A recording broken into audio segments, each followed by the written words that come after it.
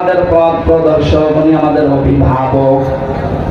ধরো যে কথাগুলো একটা একটা করে আমি আল্লাহকে শোনাই, এই সাইয়েদিনা মাওলানা, এই কথাগুলো যেন আমাদের জীবনে আল্লাহ সেট করে দেন, বলেন আমিন। সূরা আলে ইমরানের 102 নম্বর আয়াতটা পড়েছি। আয়াতের মূল শিক্ষা তিনটা, তাফসীর আকারে আমরা এখন আয়াতের ভেতরে যাচ্ছি। রব্বুল আলামিন বলেন, হে যারা ঈমানের দাবি করো তারা শোনো। প্রশ্ন আসতে পারে, খালি ঈমানদারকে আল্লাহ ডাকলেন, এখানে তো ঈমানদার বাদে কোনো লোক নেই নাকি?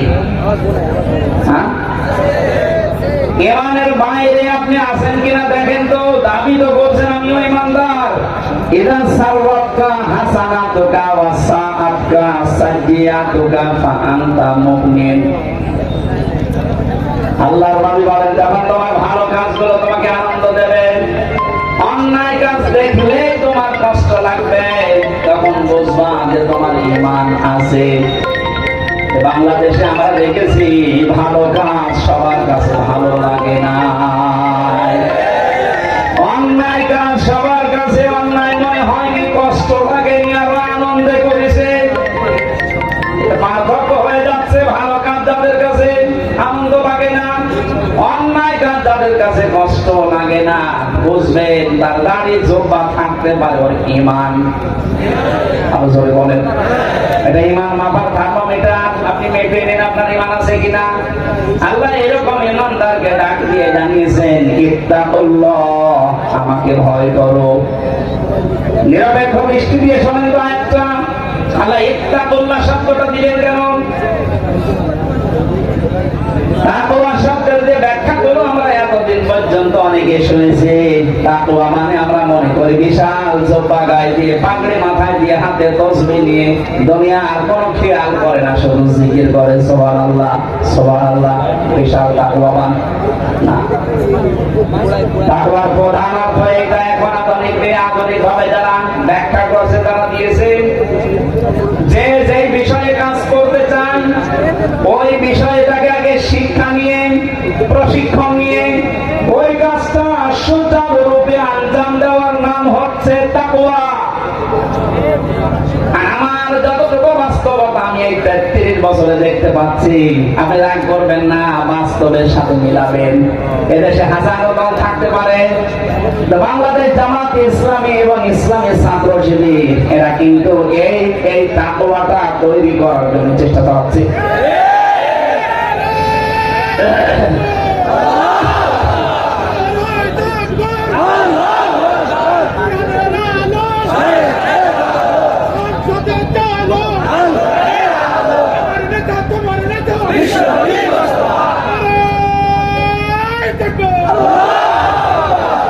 রাজনৈতিক দল তো এদেশে কম নেই, ধর্মীয় দল কম নেই।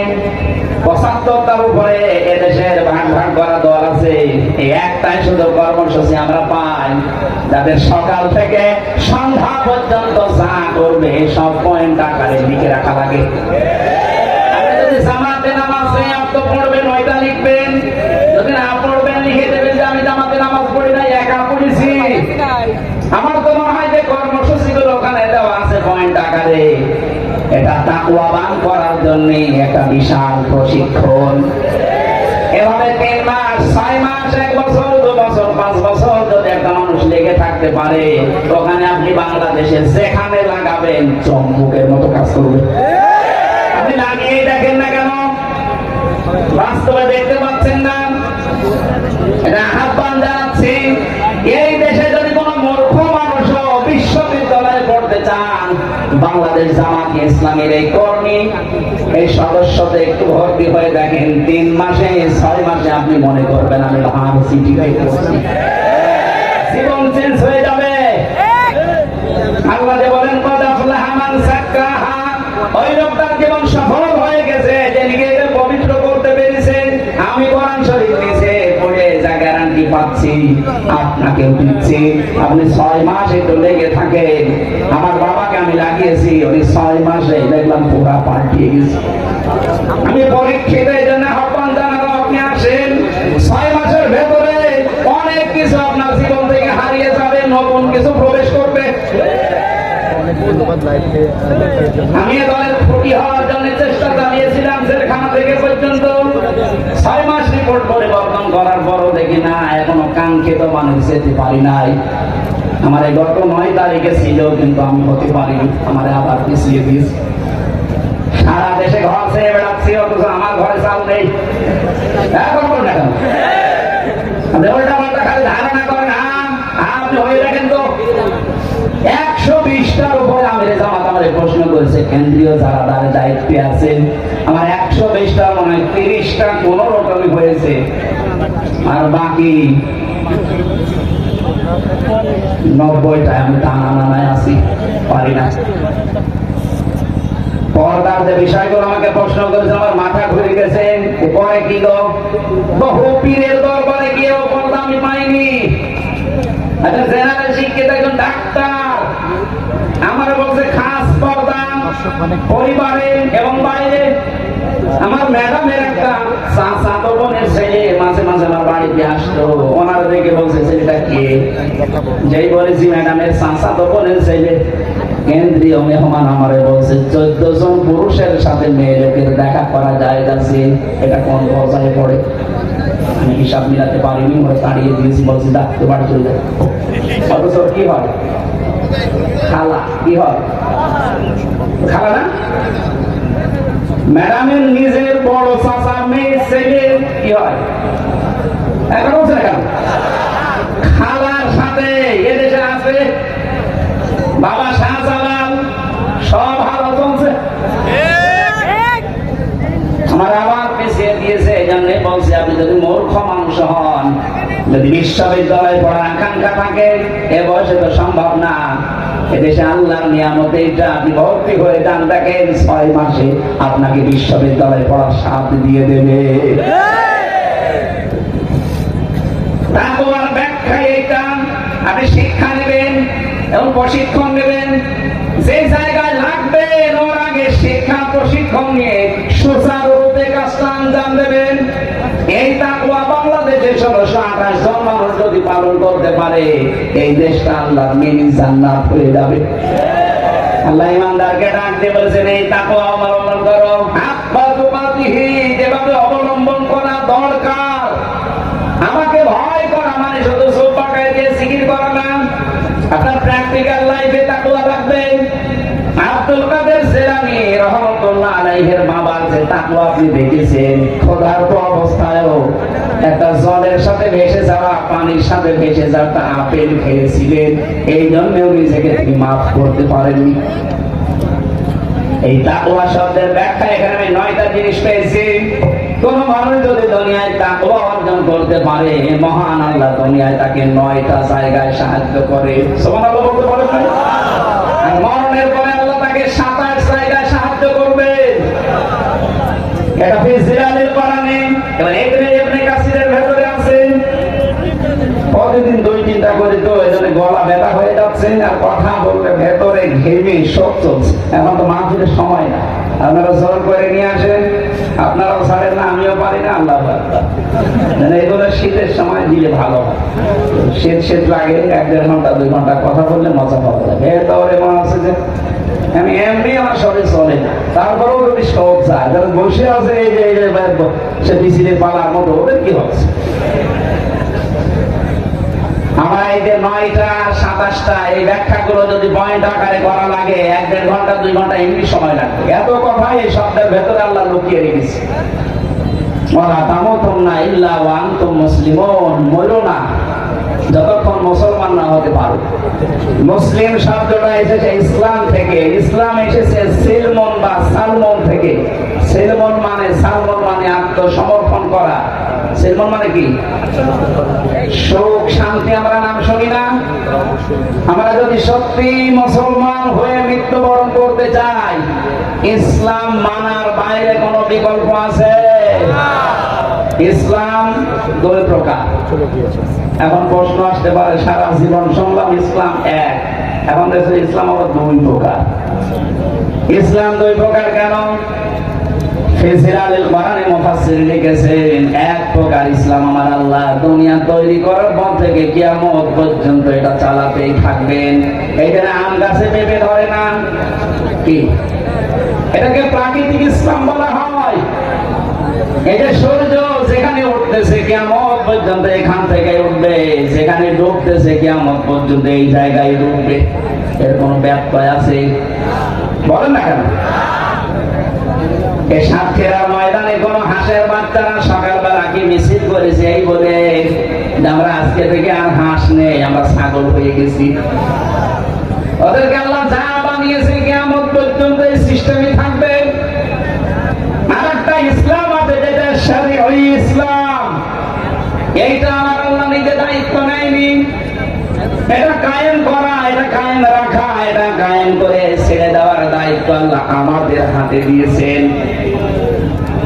নবীকে জানিয়েছেন মান মাতা, যে ব্যক্তি মরে গেল আলাম ইয়াফুজু, কিন্তু গজওয়া করে নাই, জিহাদ করে নাই, যুদ্ধ করে নাই, এই আকাঙ্ক্ষা তার ভেতরে ছিল না যে আল্লাহর জমিনে আল্লাহর এই বিধানটা কায়েম হোক, এই শরীয়ত ইসলাম যেটা কায়েম হোক, এটা কোনোদিন কল্পনাও করে নাই। আলাম ইউহাদ্দিস বিহি নাফসাহু, মনের ভেতরে আকাঙ্ক্ষা আসে না যে আল্লাহর কোরআন দিয়ে দেশটা চলুক।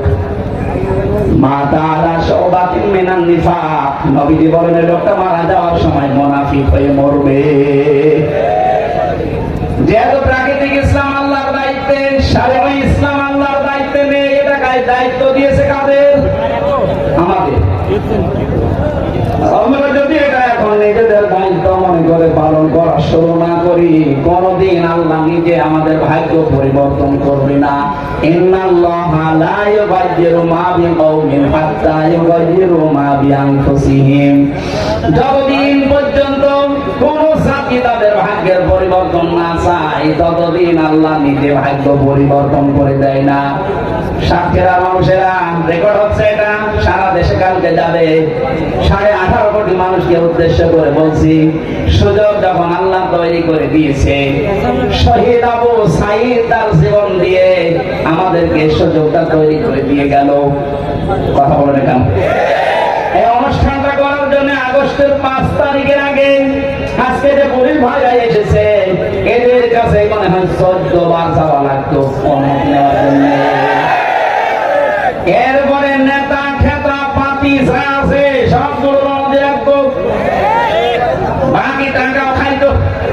কি একটা অবস্থা আল্লাহ আমাদের অনুকূলে এনে দিলেন। 14 জনের কাছে যাওয়া লাগে নাই, টাকাও দেওয়া লাগে নাই, আর নিজেরা এসে পাহারা দেবে। কায়েম হতে দেন এইটা।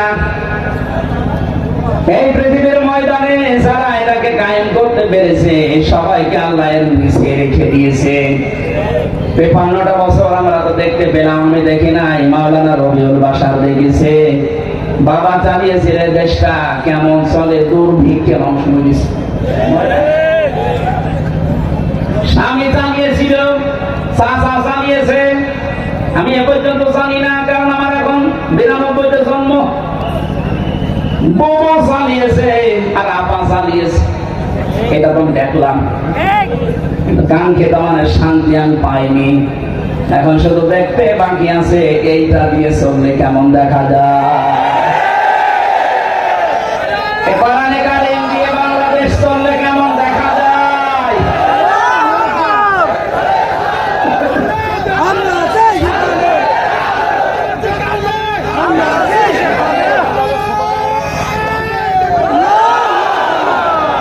আসেন তো এটা হাতে একটু দেশটা তুলে দেন। 5টা বছর দিয়ে দেখেন, অধ্যাপক আনিসুর রহমান একটা নাস্তিক, আল্লাহকে বিশ্বাস করে না, অথচ এদেশের ইসলামপন্থী মানুষদের আদর্শে এত বেশি অনুপ্রাণিত হয়েছে। লোকটা ঘোষণায় দিয়ে দিয়েছে 5টা বছর যদি এদেশে যারা একামতে দ্বীনের দায়িত্ব পালন করে, এদের হাতে কোরআন দিয়ে 5টা বছর এই দেশটা তুলে দেওয়া যায়, এদেশের দুর্নীতি, ছিনতাই, রাহাজানি, ধর্ষণ সব বন্ধ হয়ে যাবে।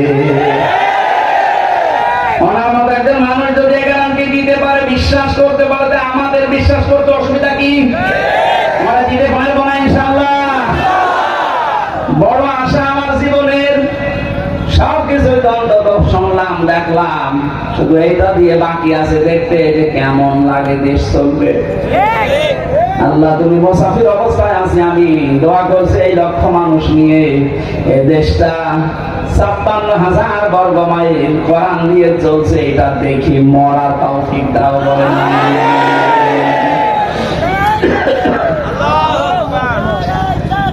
এই জন্য আমরা যদি মুসলিম হতে চাই, কাগজে যেটা লেখা আছে, হাদিসের পাতায়, কোরআনের পাতায়, এই কাগজের ইসলামকে জমিনে দাঁড় করাতে হবে। কথা বলেন না কেন? তাহলে আপনি মুসলিম হয়ে মরতে পারবেন।